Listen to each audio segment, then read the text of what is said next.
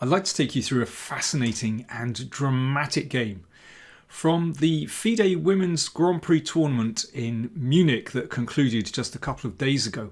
So it's Humpy Koneru from India against Jiner Zhu from China. Humpy had a good tournament.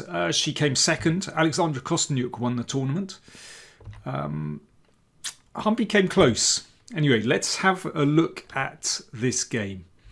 And this has distinct echoes of a game from the Tata Steel tournament. A game that Anish Giri won spectacularly. More on that in a second. So it's a Ragozin. And Humpy goes for this solid continuation with white. Unpretentious. Very well known. If you want to see more details of this, then do check out my recording of the game between Giri and Gukesh from the Tata Steel tournament. But basically, black develops quickly and attacks white's centre here. Very well motivated. And now knight e4, so white is trying to stir up a bit of initiative. a3 and e takes d4. Rook d8. And here is where Giri uncorked a new move, which is very unusual. He played rook c2, and that was the move that Humpy played as well. So she's obviously seen that game and thinking, yeah, well, this sets some problems for black. Now, I don't have the clock times for the notation here, so I don't know whether Jiner was spending a lot of time here, whether this move came as a surprise. One thing I can say is she did not react well to this, so it seems to me that this was quite an omission in her preparation, or else she forgot what she intended to do. Anyway, who knows? Let's see what happened. Bishop d7. Rook e2, and here is where Gukesh played bishop c6, and if you remember, that game went like this, and Giri won with this spectacular sacrifice. Beautiful game. If you haven't seen it, then I'll put the link down in the video description or in the comments. Do check it out, it's wonderful. Okay, let's come back here. But I will return to that position at the end of the game, actually, because I have more to say on it. But let's not get distracted from this game. So Jiner played rook c8, attacking the bishop, and this really is not a good move. After queen d3, the queen is on exactly the right diagonal, as we saw in the Giri game, and this sets up all kinds of interesting options. And the rook has moved from, frankly, a worse square. Well, to a worse square. It's actually better placed on d8, opposite the queen. Now bishop c6, b4, bishop b6. Right. Here is where I would like you to have a little think. If you were playing with white, what would you do here? So I'll have a quick slurp of tea. Cheers, folks. White play.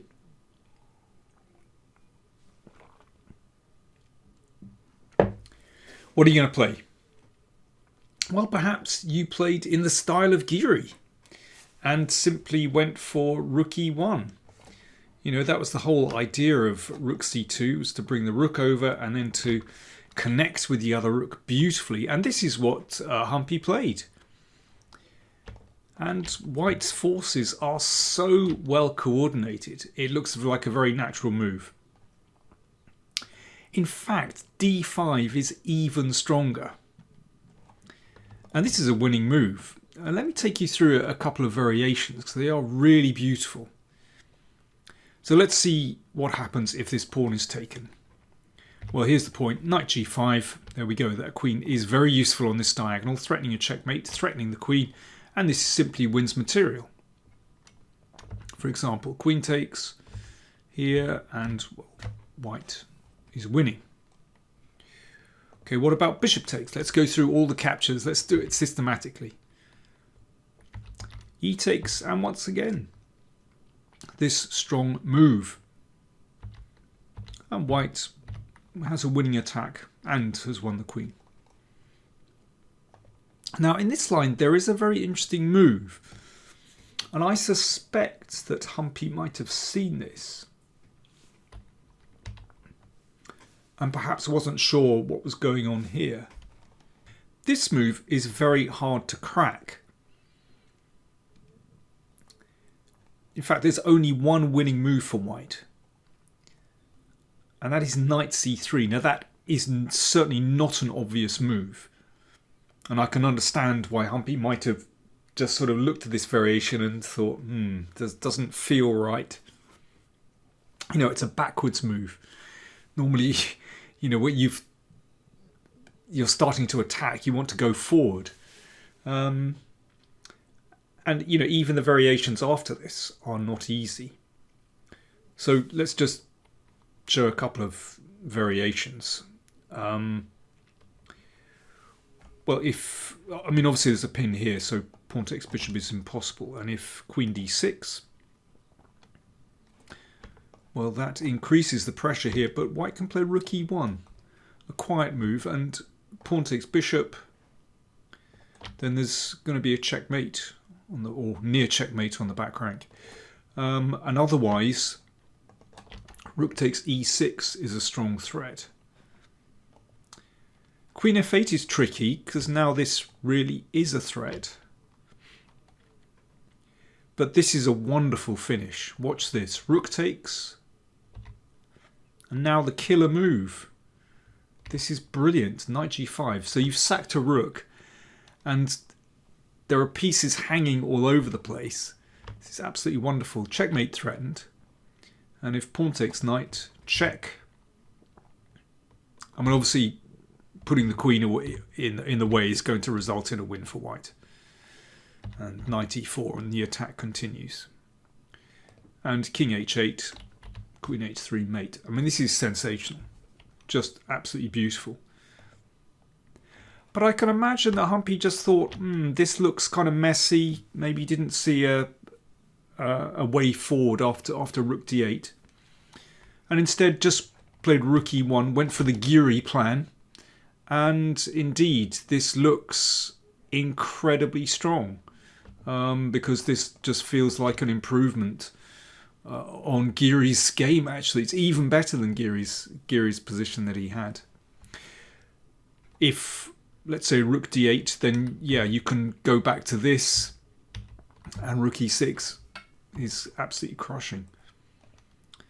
Jiner played queen d8, and it's hard to imagine that this move gives black a chance, actually, considering that the lineup of white's pieces on the king side, and indeed it should be winning for white. Humpy went for the Giri plan of knight g5. Feels very natural.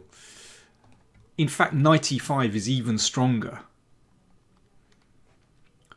And if queen takes d4, then queen g3, and basically, you know, this is just too strong. So, for example, after knight d7, it's possible to take. And take here. And basically this just clears the way for white's pieces.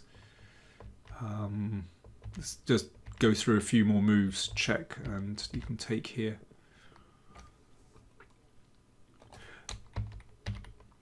However, knight g5 does look incredibly tempting. After this, and rook takes e6. It is the Giri method. You know, it worked extremely well for Anish, and it looks like this one is going to work very well too.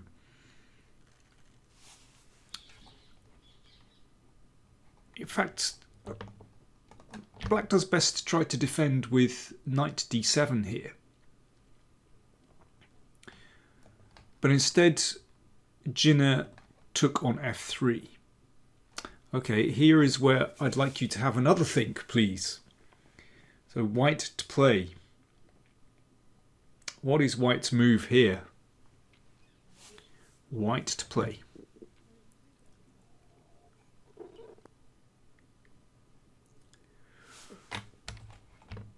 Humpy took on f3 with the queen, which doesn't look bad. She rejected rook h6, although she'd seen the move,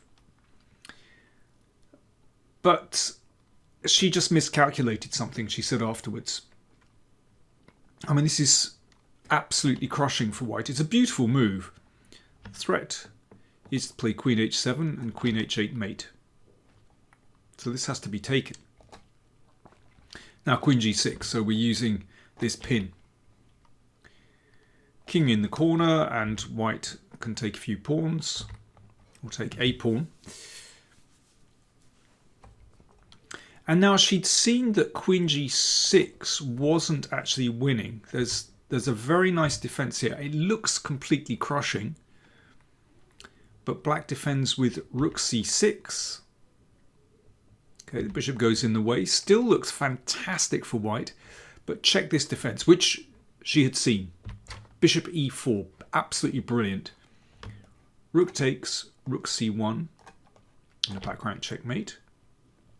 And queen takes, that gives black just enough time to defend. And, well, you can basically... You can blackmail white with a queen exchange, and f2 is hanging as well. Okay, so rook h6 takes queen g6 here, here, here. So what's white's move? Well, this is actually a very typical attacking technique. You switch diagonals. Bishop d3. The threat is to check and then checkmate here. For example, there are other ways as well.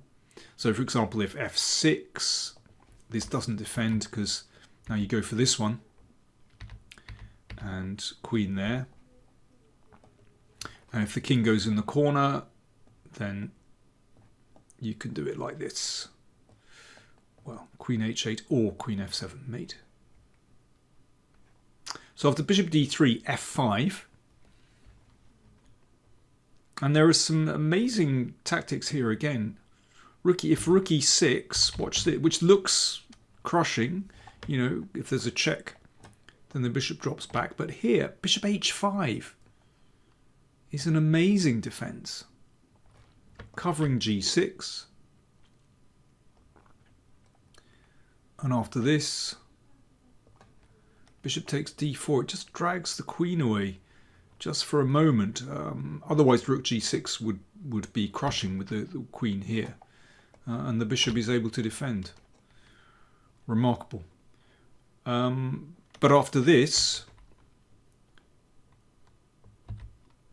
queen g6 check. King here. Bishop takes f5. Now, Humpy said that she had looked at rook c7, but hadn't seen the win here. This is winning. Queen h6 check. Check. Here. Bishop f7. She just said that this was a miscalculation. Yeah, it is completely winning. This mate is threatened, and as well as rook e8 as well. I mean, there are other variations, but you kind of get the idea. So, long variation, but yeah, that was the way to do it. Let's just, instead of rook c7, let's just have a look at this move, because this is a very tricky defense. Trying to exploit this back rank here. Check here. And this one, that's a deadly crossfire. Winning the queen. Now, black has a lot of pieces, but white has a lot of checks and can pick up the rook. And yeah, I mean, that's obviously winning. So, coming back here, just to sum up, rook h6 is absolutely deadly. And the trick is to play this move, bishop d3, and after this, got to get the check right. If bishop f5 immediately, then that's actually a draw, incredibly. And again, it's that move bishop e4. But after this, queen g6 and bishop f5. Yeah, and she said somewhere along here she miscalculated, basically. Easy to do. I think also easy to do when it feels as though queen takes f3 looks incredibly strong. So, you know, why would you risk giving up a rook when queen takes f3 looks very strong? Maybe if there weren't any alternatives then, or any decent alternatives, then you look deeper into that variation. But this, at first glance, looks pretty good. So, for example, if pawn takes, then that's a simple checkmate. And if knight c6, you can play rook e8. And that is going to be winning. Like this. And queen h5, mate. And what else we got? I think you get the idea. Rook e8 check is the threat, which is why queen f8 has to be played. I mean, quite a cool defense. Now, really, the only way forward, considering that this bishop is threatened, white has to play this. I mean, this is very close. It's actually a miracle that black is surviving this. Now, queen takes f7 check, forcing this. Rook takes. Now you can take the queen. So white is still a piece down. White has two, at the moment, 2 pawns for the piece. The rook and knight are imprisoned on the queen side. It feels like it should be winning for white, but incredibly after this, bishop d5 and now a5, a very important move to liberate the rook. And white can win back material, but it's not enough to win. So, for example, after bishop takes, you can take this. A takes. Still a problem with that back rank, actually. That makes a big difference. Check. Here, takes. Rook takes. Black is going to draw this position. There's still a back rank problem. And just one pawn is not enough to win. So b5 takes b6, good defense. And this is very important. Black has achieved stability on the queen side.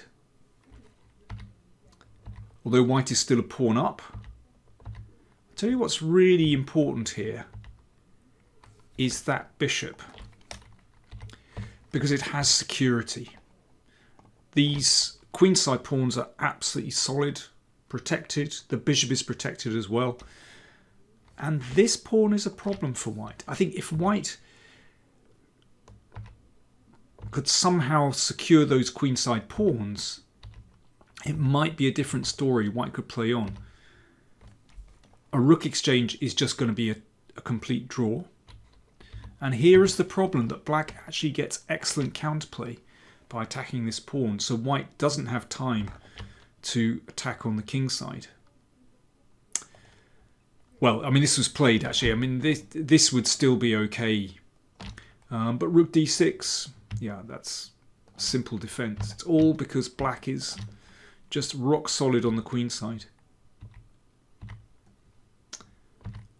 Humpy tried here, but to no avail. White's pieces just don't have that stability. And she was content to exchange rooks and then offered a draw. There really is nothing doing in this position with opposite coloured bishops. An extraordinary game, and just fascinating that it followed the line of the Geary game. And yeah, remarkable that Jiner didn't seem to know about that game. I just want to come back to this position. So here is where Jiner played rook c8, which was not a good move. Gukesh played bishop c6, queen c2 from Giri, and Gukesh played bishop b6, which was a mistake. Looking at my database, incredibly, there was a later game, a game played after this, crushing win from Giri, where black improved. It's incredible how, you know, ideas develop so quickly. So, a bit of homework. This is a game between Denishev and Garifulina, Paris in 2023, that was played a few days after the Giri Gukesh game, that went bishop d5. Good move. And after this, still looks a little bit uncomfortable, but in fact, black stabilized and managed to make a draw in this game. Remarkable. Ideas developing all the time. Anyway, hope you enjoyed that. Thursday is when my new chessable course on the anti-Sicilians is appearing, so I'll be talking more about that later. Thanks for watching.